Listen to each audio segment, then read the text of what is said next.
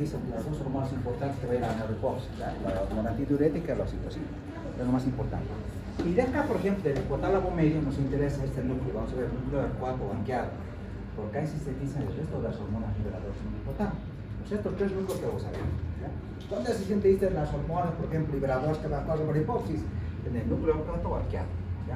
Las neuronas que se sintetizan, porque se depositan en la neurohipófisis, el núcleo supraóptico y el núcleo paraventricular.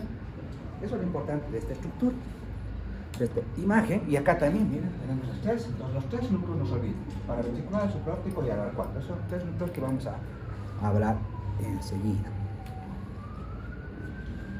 Bueno, entonces ahora tengo que saber cuáles son las neuronas hipoficiales.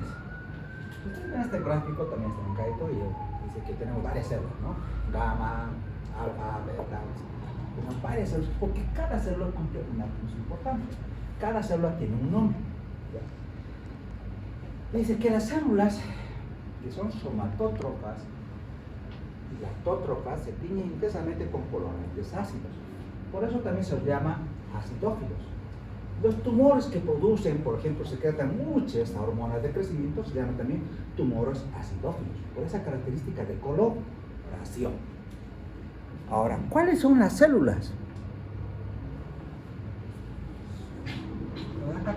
¿Cuántas células hay? 5. ¿Verdad? Estas son células especializadas de la adenopófisis.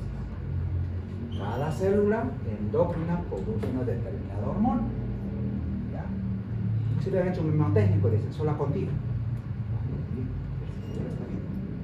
So de somatótrofas. ¿Ya? So de somatótrofas. Estas células producen ¿qué? Hormona de crecimiento. La de lactótrofas, que producen la prolactina. La de corticotótrofas, que producen la ACTH o corticotropina también. Las tirotropas o tirotropina, que producen, bueno, la tirotropina que va a estimular la TSH, que produce TSH. Y la otra, solo contigo, es gonadotro. Las gonadotropas producen dos hormonas, ¿no? La folículo estimulante y la hormona luteinizante. Estas son las 5 células fundamental. Tengo que ser motótrofas, lactótrofas, corticótrofas, tirótrofas, gonadótrofas. Cada hormona produce una determinada. La célula produce una determinada hormona. Cada célula produce una determinada hormona. ¿Cuál son la mayor cantidad? ¿Qué tipo de? Exacto. Las somatótrofas, quizá por la importancia fisiológica, la hormona de crecimiento es fundamental, ¿no? Fundamental en el desarrollo de una persona, la fisiología de una persona. De ahí que miren, el 30-40% de las células son somatótrofas. Son células productoras de hormonas de crecimiento. ¿Y qué le sigue? Las corticótrofas. Apenas son el 20%. Y el resto apenas llegan del 3 al 5%. ¿Sí? Entonces, las en mayor cantidad son las células somatótrofas. Bueno, y todas estas vamos a ir viendo que cumplen funciones metabólicas. No nos vamos a quedar acá de momento porque cada hormona la vamos a estudiar por separado. Pero esto nos interesa. Si hay células especializadas que producen hormonas en la adenohipófisis, quiero que vean dónde se producen las hormonas que liberan a estas hormonas. Hormonas se llaman hipotalámicas, hormonas hipofisiotrópicas, hipotalámicas también se llaman. Entonces, todas son hormonas estimuladoras. ¿Ya? Por ejemplo, hormona liberadora de qué? Hormona de crecimiento. De hormonas de crecimiento. Hormona que por acá, pues después de la dopamina. ¿Ya? Acá la dopamina, ¿qué es lo que hace? Inhibe la... Porque no se olviden que una mujer, hasta que no se embaraza, no va a dar de lactar. ¿No? Pero una vez que embaraza, va a hacer la glándula mamaria, se va a preparar para la lactancia. Y esta hormona se encarga de preparar a la lactancia, ¿no? La glándula mamaria desarrolla y todos los conductos de lactóforos y todo lo demás. Pero ¿quién se encarga de que se inyecte, se expulse la leche? La prolactina. Por eso, cuando el bebé nace, ¿qué es lo primero que hacemos? No es cortar el cordón, ¿no? Eso es lo último que se hace. Apenas nace el bebé, ¿no? Agarran al bebé con la faldita al pecho de la mamá. En ese momento ocurren dos cosas, ¿no? Que se inicia la succión, pero ese estímulo es tan importante porque al mismo tiempo se libera la oxitocina. Y la oxitocina ocasiona contracción del útero y se produzca el desprendimiento de la placenta, que se llama alumbramiento, ¿no? Como el parto de la placenta, el alumbramiento, y se expulse, ¿no? Entonces, mire, yo no necesito estar colocando inyecciones de oxitocina intramuscular o suero, porque el alumbramiento es lo más complicado. Porque si no hay alumbramiento, porque una placenta está muy acreta, muy metida en el endometrio, a veces no se desprende. Pero fisiológicamente es suficiente ese estímulo del bebé hacia el pezón. ¿Ya? Entonces, succiona, se expulsa y se produce la hormona oxitocina. La oxitocina es responsable de la expulsión de la leche. Pero durante ese tiempo alguien tiene que inhibirla, durante ese tiempo del desarrollo de la mujer. ¿Y quién le hace? La dopamina. La dopamina de forma crónica inhibe a estas células, a las células lactótoros. Por lo tanto, esto no va a estar estimulado, ¿no? Tiene una inhibición crónica. Porque la persona, la niña, no la necesita. ¿Y qué inhibe a las somatótropas? Una le estimula la hormona liberadora de hormona de crecimiento, pero ¿qué la inhibe? Que se produzca la somatostatina. La somatostatina. Una la estimula, una la inhibe. ¿Se acuerdan de la somatostatina también en el estómago que hacía? Sí. La gastrina estimulaba y la somatostatina también la inhibía. Para que no se olviden, miren, inhibir. Está inteligente, ¿ustedes se acuerdan? Está bien.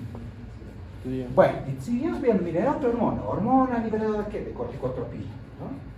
Entonces, estas células corticótrofas tienen también una hormona que se produce en el hipotálamo y hace que se liberen esas hormonas, ¿no? Entonces, la hormona liberadora de corticotropina. ¿Cuál sería esta? La hormona liberadora de qué? De tirotropina, ¿no? De tirotropina, porque esta hormona va a hacer que estas células tirotropas produzcan tirotropina, ¿ya? ¿Qué es esta otra hormona? Hormona liberadora de qué? De gonadotropina. Esta hormona liberadora va a hacer que estas células gonadotropas sinteticen hormona luteinizante y hormona folículo estimulante. Entonces, estas son las hormonas liberadoras. Y hay una cosa que es importante esto, ¿ya? Dice, las hormonas liberadoras y inhibidoras hipotalámicas se secretan ¿dónde? En la eminencia media. Me gusta el examen, ¿ya? En la eminencia media. Porque no les voy a preguntar, esto está fácil, ¿no? Para de abajito voy a preguntar. Ya, tranquila. Bueno, está todo. Esto ya son todos los gráficos, está todo decorativo. Es lo mismo, pero a veces uno se entiende mucho mejor en cuadros, ¿no? Bueno, ¿qué es lo más importante acá? Si ustedes ven, todas estas hormonas, liberadores, inhibidores hipotalámicos, controlan la secreción de los hormonas de la hipófisis. Recuerda la cantidad de aminoácidos, los dividíamos a las hormonas en dos grupos, ¿no? Los que tienen menos de 100 aminoácidos eran polipéptidos, los que tenían más de 100 aminoácidos eran monoproteínas, ¿no? La estructura, la cantidad de hormonas. Todas estas hormonas liberadoras, miren, tienen pocos aminoácidos, serían más polipéptidos, no son tan proteínas, ¿no? Pero cada uno cumple una función. O sea, la hormona liberadora de tetropina, su estructura tiene 3 aminoácidos. ¿Cuál es su acción principal? Estimula la secreción de la TSH por las células tirotropas.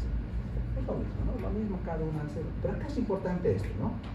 Porque decíamos que, por ejemplo, la hormona inhibidora de la hormona de crecimiento, la somatostatina, ¿no ve? El 14 aminoácidos lo que hace es inhibir la secreción de la hormona de crecimiento actuando sobre las células somatótrofas.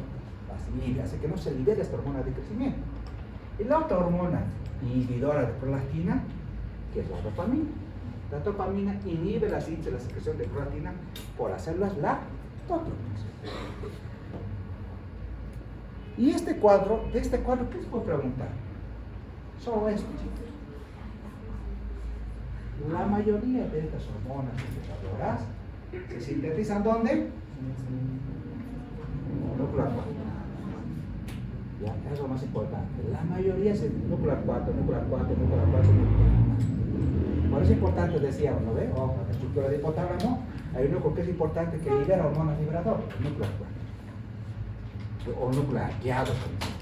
Entonces, ahí se liberan la mayoría de las hormonas liberadoras. Eso es lo más importante, ¿es esto? No, ¿ya? Bueno. Aquí están las hormonas, por ejemplo, la de la hipófisis. Aquí están las células. Miren la estructura química, como que varía, ¿no? Algunos, por ejemplo, tienen como esta, las somatótropas, que llevan la hormona de crecimiento, la estructura química 191. Esto sí es una estructura química proteica, porque más de 100 aminoácidos. Algunos tienen dos fracciones, una fracción, por ejemplo, alfa y una fracción beta, en este caso de la somatótropa, la hormona folículo estimulante. La fracción, por ejemplo, alfa tiene 89 aminoácidos, la beta 112 aminoácidos. Bueno, entonces, pero cada uno cumple una función, ¿ya? Cada uno cumple una función. Pues vamos a ir estudiando poco a poco cada una de estas hormonas. Bueno, las hormonas de la neurohipófisis, chicos, entonces.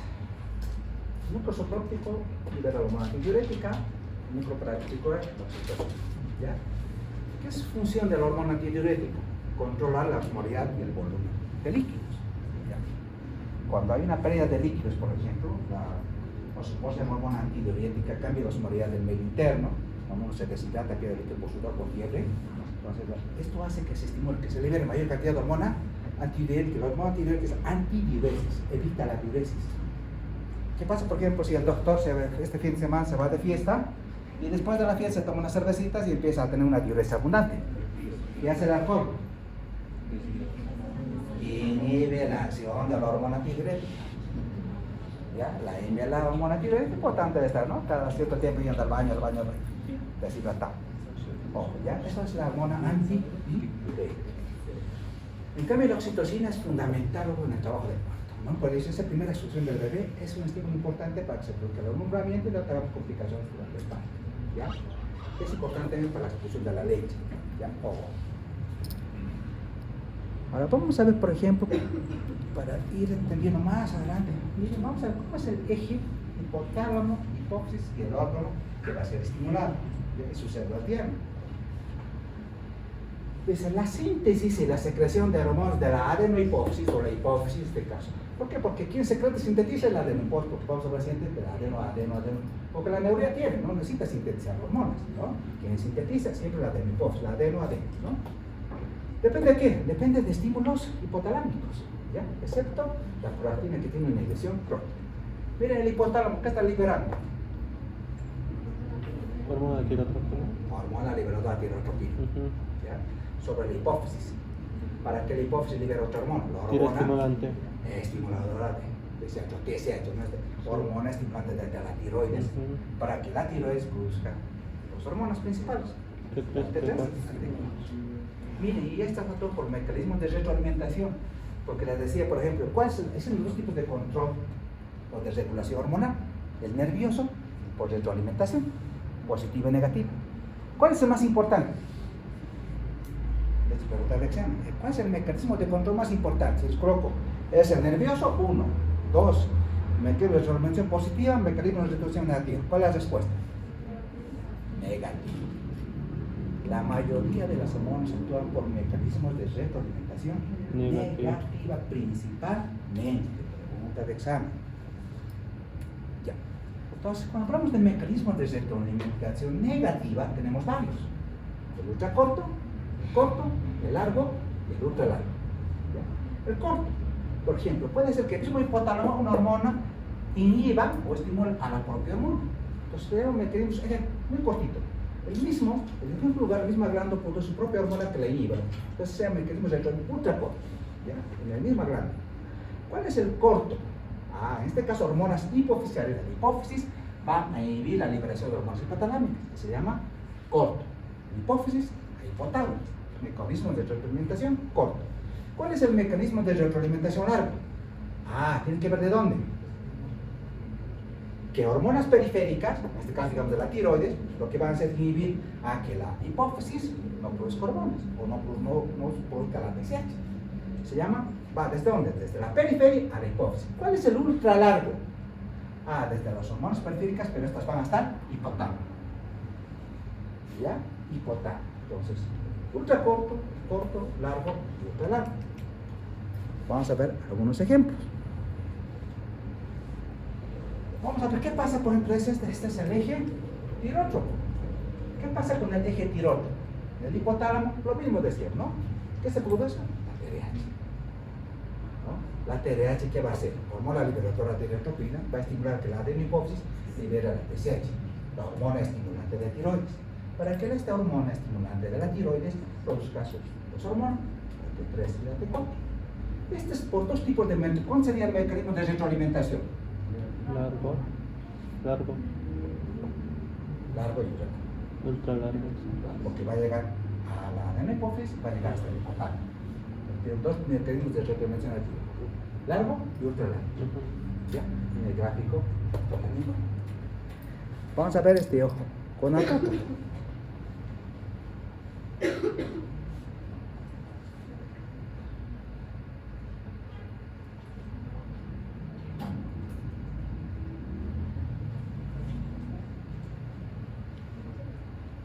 Este eje gonadótropo, vamos a hablar de las gonadotropinas, ¿ya? De las dos hormonas principales que tienen que ver con la reproducción, ¿no? El hipotálamo, ¿qué libera? La hormona liberadora de gonadotropina, ¿no? La HRG, hormona liberadora de gonadotropina. Esta hormona hipotalámica va a estimular a que la adenohipófisis, ¿no? Las células gonadótropas liberen ¿qué? Luteinizante y folículos. Perfecto, ¿no? Y esta, que va a hacer que en los ovarios se sinteticen dos hormonas: Estradiol y progesterona. También los testículos hacen que se sinteticen testosterona. Testosterona. Estos por mecanismos de retroalimentación, miren. Largo, ¿no? Largo. Miren, todos actúan por mecanismos de retroalimentación negativa. ¿Por qué? Porque si hay mucha hormona, el mismo no va a haber mucha hormona en la sangre circulando, ¿no? Si ya cumplió su función fisiológica y ya cumplió, y hay una homeostasis, la función ya está regulada, no necesita producir la glándula mayor cantidad de hormonas. Alguien la tiene que inhibir, alguien la tiene que decir basta, no produzca, es suficiente, ya has cumplido su función, ya la función está dada, ¿no? Entonces, estas mismas hormonas periféricas actúan por mecanismos de retroalimentación. Pueden ser a nivel del hipotálamo, a nivel de la adenohipófisis.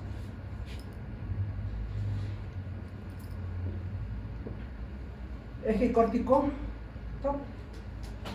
¿Qué hace el hipotálamo? Lo mismo, liberar la hormona liberadora de corticotropina, ¿no ve? Va a hacer que la adenohipófisis libere ¿qué? La ACTH. La ACTH va a actuar sobre la corteza suprarrenal, y la corteza suprarrenal va a liberar principalmente cortisol. Y el cortisol, por mecanismos igual de retroalimentación negativa, va a actuar sobre la adenohipófisis y el hipotálamo. Retroalimentación largo Y ultra largo.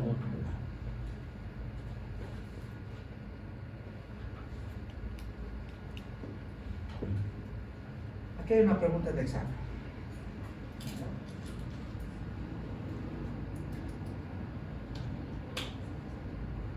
Lo mismo, el mismo eje. Vamos desde el hipotálamo. Hay una hormona liberadora de hormonas de crecimiento. ¿Vale? Hormona liberadora de hormonas de crecimiento. ¿Quién la está liberando? El hipotálamo. ¿Dónde? En el núcleo 4. ¿Dónde? El núcleo 4, núcleo 4. El hipotálamo. Es el núcleo que libera esta hormona. Y una vez liberada esta hormona, va a actuar sobre la adenohipófisis, sobre sus células, y esas células que se liberan. Hormona de Crecimiento. Y vamos a ver en la próxima clase la importancia de la hormona de crecimiento. Vamos a hablar del hipertismo, del enanismo, tipo de versión, vitamina de la hormona, todo eso. Pero actúa de manera directa y de manera indirecta, ¿ya? Esta hormona. En muchos, de manera directa, con todos los tejidos lo tienen. Pero lo hace también de manera indirecta. Porque dice, durante el crecimiento de una persona, lo hace de manera directa en las células de esa persona. Pero a partir de que una vez que ha culminado el crecimiento, ¿no? La etapa de crecimiento, siempre es de renovación celular. Hay renovación celular, que cuando hay fracturas, lesiones, pues estas células se generan. Pero lo hacen a través de qué? De este factor de crecimiento semejante o similar a la insulina. Se llama factor de crecimiento similar a la insulina, IGF-1. También se llama somatomedina. ¿Ya? Entonces lo hace de manera indirecta a través de este factor de crecimiento similar a la insulina. ¿Ya? Vamos a hablar cómo actúa, cuál es su mecanismo de acción, qué funciones cumple. Vamos a ver en la próxima clase. factor de crecimiento similar. ¿Cómo actúa de manera directa? ¿Y cuáles son sus mecanismos de retroalimentación negativa?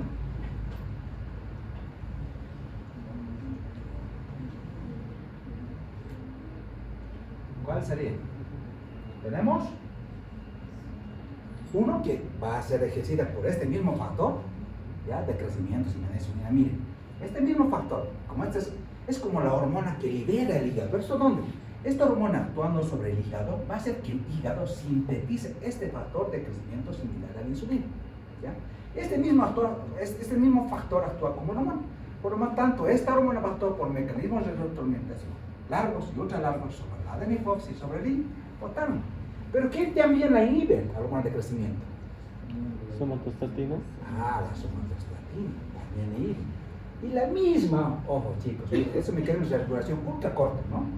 La misma hormona liberadora de hormona de crecimiento va a inhibir también el hipotálamo. 1.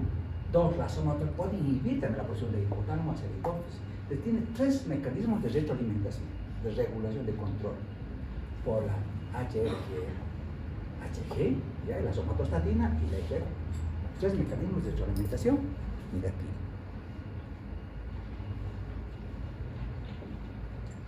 Bueno, este es el eje lactótropo, ¿no? ¿Quién le estimula que le inhibe? La inhibición crónica la va a ser la dopamina, ¿no? La dopamina. Ella de manera crónica la va a inhibir. No va a hacer que se produzca la reproducción, la maduración del sodio de cromosomo y la producción de leche. Pues tiene una inhibición crónica. Pero ¿qué pasa con la prolactina? La prolactina va a inhibir al hipotálamo para que no se produzca esta hormona tóxica. Y también desde los tejidos hipertensos, ¿no? Chicos, hasta que nos quedamos. Y la otra clase